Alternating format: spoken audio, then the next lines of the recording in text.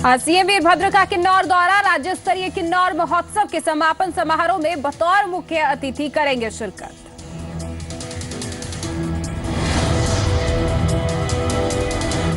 शिमला के नारी सेवा सदन में रह रही महमदा से मिलने पहुंचे पाक उच्चायोग के कानूनी सलाहकार अब्दुल रहमान निजी कारणों के चलते वापस दिल्ली लौट आए हैं, जिसके चलते महमदा के पाक नागरिक होने की पहचान का मामला लटक गया। सड़क हादसे में बेटे के घायल होने के चलते रहमान वापस लौटे हैं। पाकिस्तान उच्चायोग के अब्दुल रहमान शनिवार देर रात मामले की छानबीन के लिए शिमला पहुंचे थे और रविवार को उन्हें मुलाकात करने वाले थे। उमंग फाउंडेशन के अध्यक्ष अजय श्रीवास्तव ने उम्मीद जताई है कि पाक उच्चायोग कुछ दिन बाद फिर से अपने कानूनी सलाहकार को शिमला भेजेगा। अब्दुल रहमान ने हिमाचल प्रदेश के सामाजिक एवं न्याय अधिकारिता मंत्री धनीराम शांडिल के उस बयान पर आपत्ति जताई जिसमें महमदा के पाकिस्तानी होने से साफ इनकार कर दिया गया। रहमान के मुताबिक बिना तथ्यों के इस तरह के बयान देना गलत। वहीं उमंग फाउंडेशन के अध्यक्ष अजय श्रीवास्तव ने भी राज्य महिला एवं बाल कल्याण विभाग के दावे पर हैरानी जताई जिसमें महमदा को भारतीय करार दिया गया।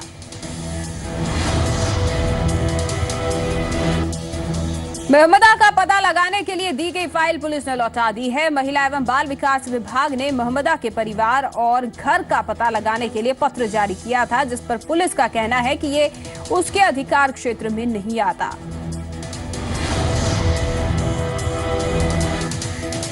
हिमाचल में नेशनल हाईवे और स्टेट हाईवे के आसपास अवैध दुकान मकान बना रहे हैं।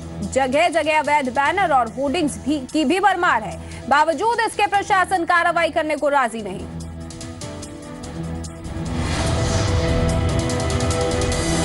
कोर्ट के संज्ञान लेने के बावजूद प्रदेश सरकार के अधिकारियों ने हाईकोर्ट में हलफनामा दायर कर इस तरह के अवैध अतिक्रमण से इनकार किया है, जबकि हकीकत बिल्कुल अलग है। नाहन में गौ तस्कर की हत्या के आरोप में गिरफ्तार आरोपियों के परिजनों ने फिर की सीएम वीरभद्र से मुलाकात। सीएम बोले कानून को हाथ में लेने का किसी को अधिकार नहीं, कहा कानून अपना काम कर रहा है। हिमाचल में सरकारी अस्पतालों और सरकारी दवा की दुकानों में पुराना ढर्रा ही चल रहा है। जहां निजी दुकानों में दवाओं की कैटेगरी हजारों में उपलब्ध है, वहीं सरकारी दुकानों में यह संख्या सैकड़ों तक सीमित है, जिसके चलते आम लोगों के साथ गरीब लोगों को खासी दिक्कतों का सामना करना पड़ता है। दवाओं की सिफारिश करने वाली राज्य स्तरीय कमेटी का अभी तक इस पर कोई ध्यान नहीं गया।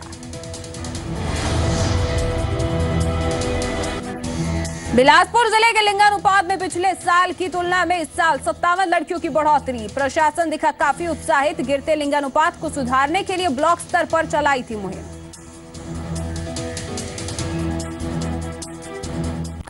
स्वागत है आपका, मैं हूं इंद्रजीत कौर। अगले आधे घंटे के दौरान हम आपको हिमाचल से जुड़ी हुई खबरों से रूबरू करवाएंगे। शुरुआत करते हैं इस वक्त की बड़ी खबर के साथ। आज सीएम वीरभद्र सिंह किन्नौर दौरे पर जा रहे हैं। आपको बता दें कि राज्य स्तरीय किन्नौर महोत्सव का आज समापन समारोह है और इस समापन समारोह में सीएम वीरभद्र सिंह मुख्य अतिथि के तौर पर शिरकत करेंगे।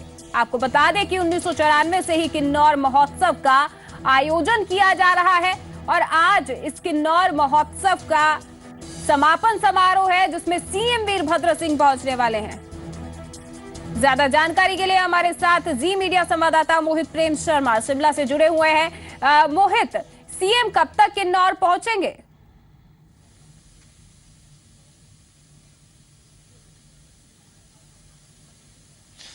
देखिए ना, थोड़ी ही देर में उनका किन्नौर जाने का कार्यक्रम है और थोड़ी ही देर में यहाँ से वो हेलीकॉप्टर के जरिए किन्नौर पहुंचेंगे। रिकांगपिओ में ही किन्नौर महोत्सव जो चल रहा है वहां पर उसका समापन है और इस दौरान वीरभद्र सिंह इस महोत्सव में बतौर मुख्य अतिथि शिरकत करेंगे और इसकी क्लोजिंग भी करेंगे। तो कुल मिलाकर के जिस तरह से इंद्रजीत आज पहले शिमला में ही रुकने वाले थे सीएम वीरभद्र सिंह, लेकिन बाद में फिर किन्नौर का उनका दौरा बना। उससे पहले जो है वो चेंजेस भी देखे गए। जिस तरह से वो दिल्ली निकले थे परसों और फिर वहां का भी दौरा जो है वो रद्द किया गया। इसके पीछे ये वजह बताई गई कि लाइट जो हेलीकॉप्टर की वो कम थी, तो उस और जो रोशनी थी वो साफ नहीं थी और दूसरी चंडीगढ़ में वो उतर गए और उसके बाद उन्हें वापस शिमला आना पड़ा। कल मुख्यमंत्री वीरभद्र सिंह जो हैं वो माना जा रहा है कि दिल्ली जाएंगे। 5 तारीख को जो है उन्होंने सुप्रीम कोर्ट में 5 तारीख तक जवाब दायर करना है, जो हाई कोर्ट में सीबीआई से संबंधित मामले के जो सीबीआई जो मामला चल रहा है उसमें रोक लगाई गई थी कि अगर सीबीआई को कोई जांच करनी है या फिर कुछ इस तरह के पूछताछ करनी है तो उससे पहले हाईकोर्ट की अनुमति ली जाएगी। उस बाबत सुप्रीम कोर्ट ने जो है मुख्यमंत्री वीरभद्र सिंह से जवाब तलब किया था, तो 5 तक वो दायर भी करना है। तो माना जा रहा है जो दिल्ली दौरा होगा वहां पर वो कपिल सिब्बल जो है उनसे भी मुलाकात कर सकते हैं। एक विवाह समारोह जो है उसमें भी वो शामिल हो सकते हैं। तो कुल मिलाकर के अगले जो 2 या 3 दिन है उसमें जो मुख्यमंत्री वीरभद्र सिंह हैं उनके दौरे जो है वो जारी रहेंगे और देखना होगा कि कल जो है वो क्या अभी तक जो चर्चा है कि कल वो निकल सकते हैं दिल्ली के लिए, तो वो देखना होगा कि वो कल दिल्ली जाते हैं या फिर ये कार्यक्रम है ये भी सीएम का दौरा बहुत अहम है आने वाले दिनों के लिए भी, और आज भी सीएम का अहम दौरा है।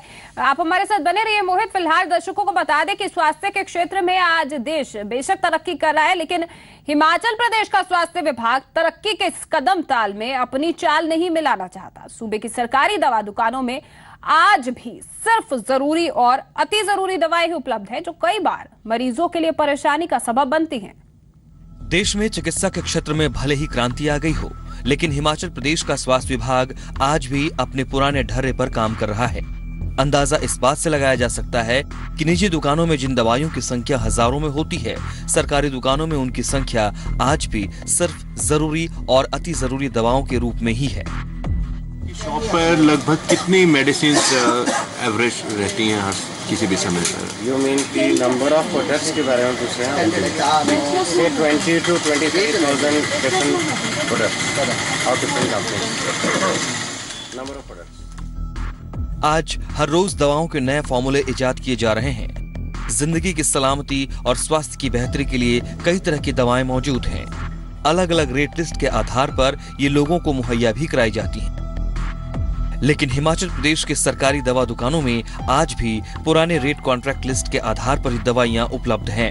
कुछ ऐसी मेडिसिन भी हैं जो डॉक्टर्स लिखते हैं एंड हम उन्हें सब्स्टिट्यूट नहीं कर सकते हैं, सो इसलिए हमें डॉक्टर्स को मतलब वो पर्ची या तो वापस जाती है या फिर कुछ ऐसी स्पेसिफिक आउटलेट्स हैं जहां पर अवेलेबल है, सिर्फ वहीं से मिल सकती हैं। हिमाचल प्रदेश के स्वास्थ्य विभाग की उच्च स्तरीय कमेटी दवाओं को चिन्हित कर विभिन्न अस्पतालों में भेजती है। ऐसे में अब सवाल ये उठ रहा है कि क्या स्वास्थ्य विभाग को मरीजों को आसानी से दवा उपलब्ध कराने के और विकल्पों के बारे में नहीं सोचना चाहिए? अगर हाँ, तो कब? विशाल द्विवेदी, जी मीडिया, शिमला।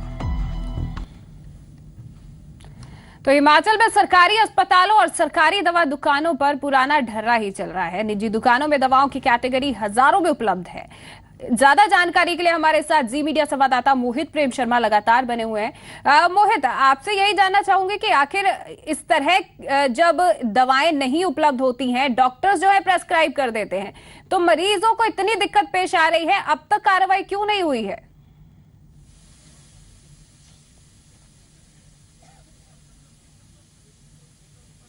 देखिए इंद्रजीत, इसमें एक बात स्पष्ट करने वाली है कि जो सरकारी दवाएं जो मुफ्त दी जाती है बीपीएल परिवारों के लिए, यानी जो गरीबी रेखा से नीचे जो लोग रहते हैं, उनकी तादाद करीब 300 के आसपास है।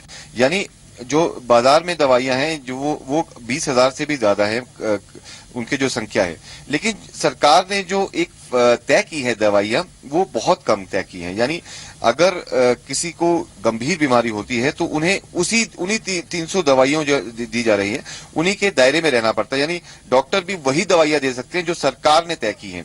तो कुल मिलाकर के एक ये देखा गया है कि एक तरफ जहां पर हिमाचल सरकार या स्वास्थ्य विभाग दावा करता है कि स्वास्थ्य के क्षेत्र में काफी ज्यादा अव्वल है और आगे तरक्की कर रहा है, दूसरी तरफ अगर इसका दूसरा पहलू देखा जाए तो ये खबर जो है वो साफ दिखाती है कि जिस तरह से सरकार ये कहती है कि गरीबों के लिए दवाएं मुफ्त हैं, सबसे पहले है, ऐसे में सरकार का दावा ठीक है, लेकिन उसमें दवाइयां कितनी शामिल की हैं, लाइफ सेविंग मेडिसिन कितनी हैं, वो देखने वाली बात है। और यहाँ पर उनकी तादाद बेहद कम है।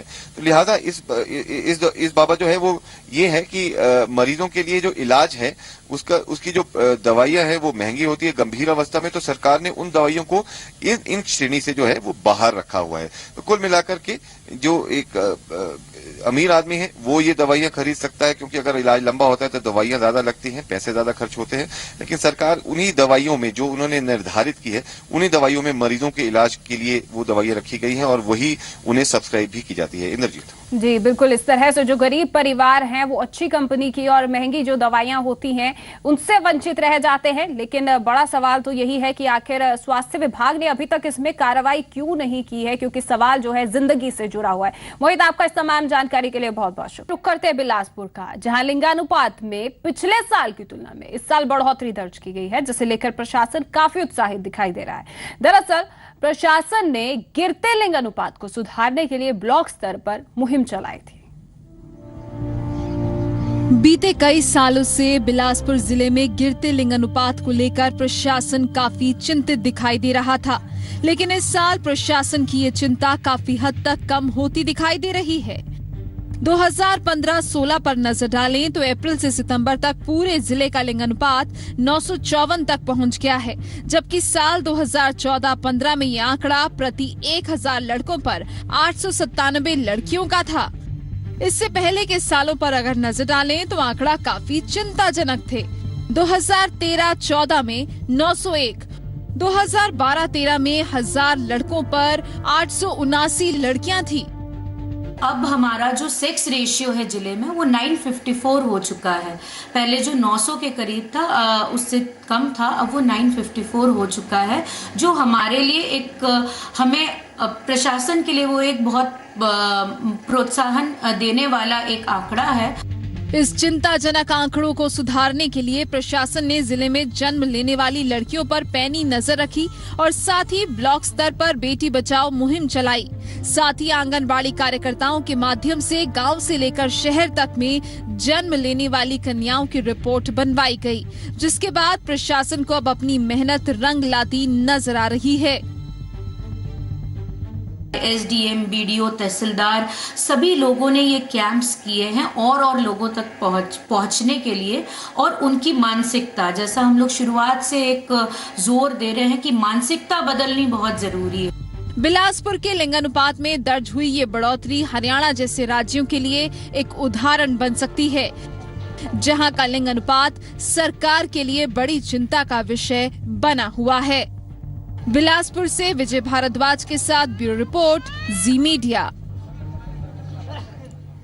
देश में गिरते लिंग अनुपात के बीच बिलासपुर से ये अच्छी खबर है। फिलहाल के लिए बुलेटिन में इतना ही, इजाजत दे, धन्यवाद।